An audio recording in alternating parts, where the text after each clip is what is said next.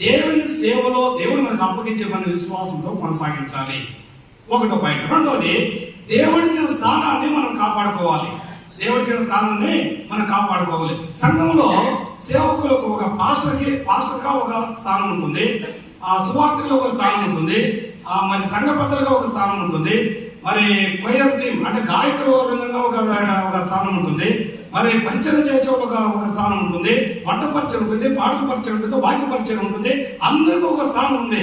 ఆ స్థానంలో మనం నిలబడాలి. ఆ స్థానంలో నిలబడిన వానికి ఒక స్థాయి మనకు దొరుకుతుంది.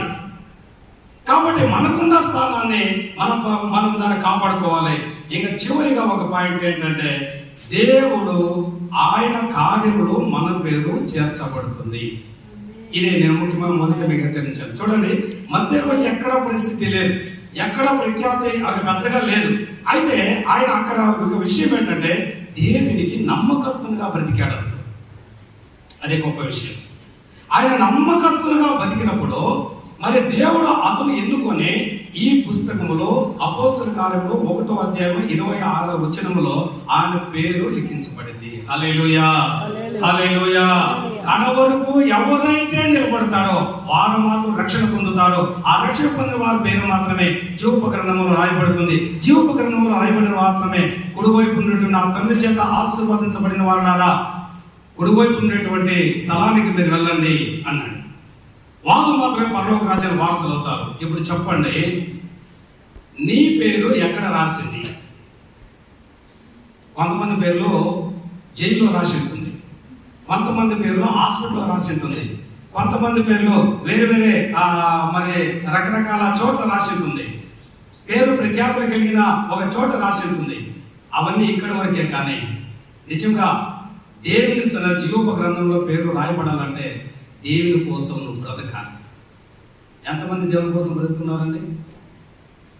నిన్ను కూడా మనమందరూ పరీక్షించుకుంటే మన కోసం బ్రతికేవాళ్ళే. భార్య ఎవరి కోసం బ్రతుకుతుందని, నేను నీ కోసం అని అంటుంది. ఆ భర్త ఏదైనా రోగం వచ్చే కాలోచన కూలిపోయి పడింటే కదా, ఎవరి కోసం పోతే అడగండి ఒకసారి.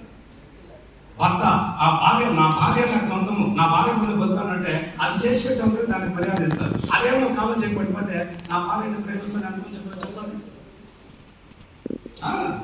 కాబట్టి మన పేర్లు ఎక్కడ ఉండాలంటే, దేవుని రాజ్యంలో ఉండాలంటే మనం దేవుని కోసమే బ్రతకాలి. 1వ పాయింట్, దేవుని పని ఆగిపోదు. కాబట్టి మన విశ్వాసంగా ఆ పనిలో కొనసాగాలి. 2వది, దేవుడిచ్చిన స్థానాన్ని మనం కాపాడుకోవాలి. యోసేపు కాపాడుకున్నాడు, ఆ దేశానికి 5 ప్రధానమంత్రి అయిపోయాడు. దానియేలు కాపాడుకున్నాడు, ఆ దేశానికి ప్రధానమంత్రి అయిపోయాడు. మరి యోసేపు మధ్య ఆయన ఆ పనిని, ఆయన స్థానాన్ని ఆయన కాపాడుకున్నాడు. విశ్వాసపాత్రుడుగా ఉన్నాడు. మనసు వెప్పించడం చూడలే. ఆయన దేవుని సన్నిధిలో ఆయన పేరు రాయబడింది. ఈరోజు నీ పేరు నా పేరు కూడా పరలోక రాజ్యంలో జీవపు గ్రంథంలో మన పేరు రాయబడాలంటే నిశ్చయంగా మనం కూడా దేవుని కోసం బ్రతకాలి. మన పేర్లు ఏ విధంగా రాయాలి? జీవపు గ్రంథంలో రాయాలి. పేరు నా ప్రభా, నీ పేరు చెప్పిన వెంటనే దయ్యాలు వెళ్ళిపోతున్నాయన్నాడు. దయ్యాలు వెళ్ళిపోయినంత మాత్రం సంతోషపడదు, నీ పేర్లో పరలోక రాజ్యం రాయబడిన విషయంలో సంతోషపడ అన్నాడు. ఇది కదా మనకు కావాల్సింది. కాబట్టి ఈ వాక్యాన్ని విన్న మనమందరం కూడా మన పేర్లు పరలోక రాజ్యంలో జీవపు గ్రంథంలో రాయబడాలని ఆశించిన వారందరూ కూడా ఒకసారి కళ్ళు మూసుకుందాం, ప్రార్థన చేద్దాం.